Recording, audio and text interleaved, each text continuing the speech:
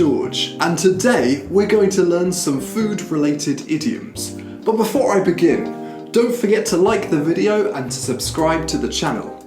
In this lesson, we're going to learn 6 food-related idioms.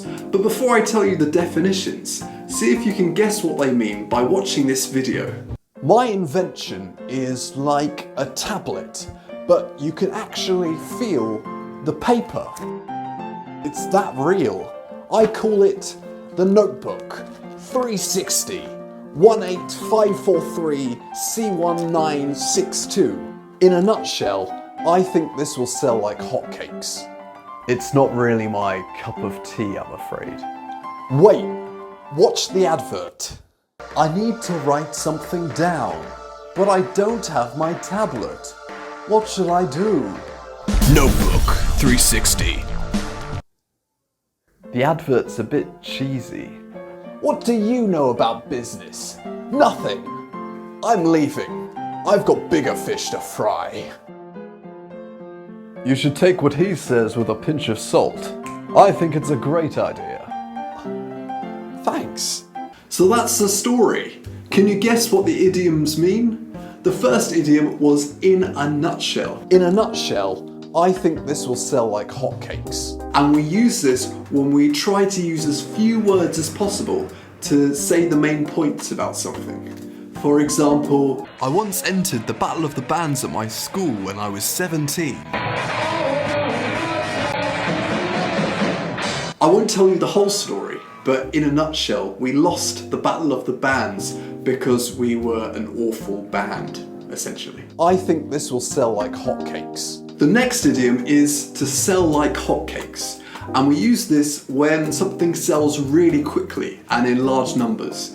For example, these hats are selling like hotcakes. It's not really my cup of tea, I'm afraid. The next idiom is, it's not my cup of tea, and this is a very British way to say, I don't like something. If you say, I don't like that, it can sound quite rude in some situations. So, for example, in this situation, someone might say, did you hear Justin Bieber's latest song? It's amazing! Oh, I'm sorry, but Justin Bieber isn't really my cup of tea. The advert's a bit cheesy. The next idiom is cheesy, and this is an adjective. So we use this when we want to describe something that's not very fashionable and it's of low quality. For example, this song's a bit cheesy, or I watched a really cheesy film last night. I'm leaving. I've got bigger fish to fry. The next idiom is bigger fish to fry. So if you've got bigger fish to fry, it means you've got something more important to do. For example, did you see what Liam Gallagher posted on Twitter? I've got bigger fish to fry than worry about Liam Gallagher's Twitter account. You should take what he says with a pinch of salt. I think it's a great idea.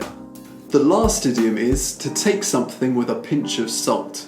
And this means you shouldn't completely believe something because it's unlikely to be true. For example, you should take what he says with a pinch of salt. He usually talks a lot of rubbish.